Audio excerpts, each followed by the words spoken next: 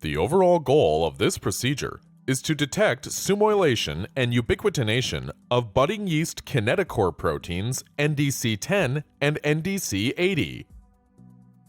This is accomplished by first harvesting yeast cells that express His flag-tagged SMT3 and MIC-tagged Ndc10 or Ndc80 and making protein extracts from these cells. The second step is to purify His flag-tagged SMT3 conjugates for the detection of sumoylation, or to immunoprecipitate MIC-tagged kinetochore proteins for the detection of ubiquitination.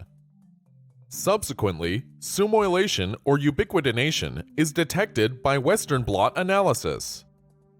Ultimately, the presence of a laddering pattern for Ndc10 and Ndc80 confirms that these proteins are sumoylated and ubiquitinated. The protein purification method described allows the detection of both sumoylation and ubiquitination of the kinetochore proteins Ndc10 and Ndc80 in the budding yeast Saccharomyces cerevisiae. The main advantage of this technique is the strain we have created has two epitope tags, one on the test protein and the other that allows detection of sumoylation. The use of these tags reduces the background due to cross-reactivity that is frequently observed when polyclonal sera are used.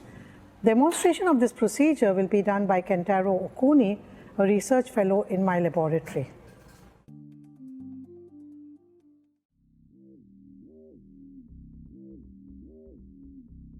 Proteins of interest will be extracted from yeast cell pellets prepared previously and stored at -20 degrees.